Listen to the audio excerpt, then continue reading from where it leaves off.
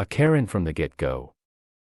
I have an amazingly high tolerance for Karens after being married to one for 22 years, 17 too long. I was getting ready to gnaw off my arm to escape my ex, but the court said I'd suffered enough and was free to go. I thought no one could top my ex. I was wrong.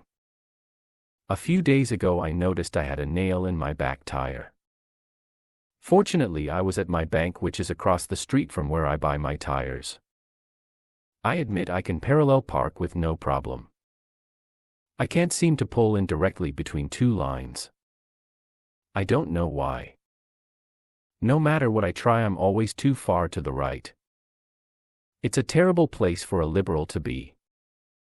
I always check when I open the door and move my truck if necessary. I checked that day. It was borderline, I admit. So I left it alone. I checked the car next to me as I was walking in. It would have been tight for me getting in, but I could have done it. I'm 5 feet 9 inches and 200 pounds. 179 centimeters and 90.7 kilos for the sane part of the world. I got my truck checked in and sat down. I'm deaf in my right ear and low register in my left. Even with my hearing aids, if I'm not facing you, I probably won't realize you're speaking about / to me.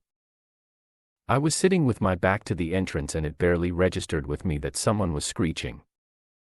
Karen could have gone to the counter, asked the attendant who owned the truck, and walked over. I would have gladly gone out and moved it. Instead, she stood at the front door and just yelled. Finally, the counter attendant yelled loud enough to attract my attention. He asked if that was my truck. He knew it was. I'm fairly sure he just wanted the attention diverted from him. She was about 5 feet 2 inches and maybe 125 with a full dinner in her. Vision now locked, she started in on me. I have to be somewhere, your truck is too close, come move it. Rinse, lather and repeat. I have never heard such an unabated string of self-righteous vitriol spew from someone in my entire life. I'm 67, so that's saying something. Also, I wear an ankle brace and walk with a cane from a fall I experienced in 2019. That was one more thing for her to bitch about. I wasn't moving fast enough for her liking. I head for my truck and she's right behind me, still going at it. Blah, blah, blah. Because I'm mostly deaf, I speak naturally loud.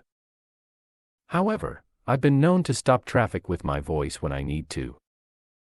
I had reached the end of my patience, inhaled and let go. Jesus Christ, will you take a deep breath? Right next to her.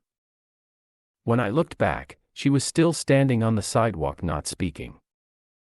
Gobsmacked is not something I say very often, but she was frozen to her spot.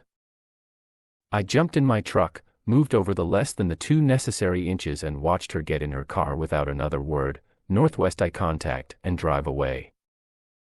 My tire was fixed and I enjoyed the rest of my day.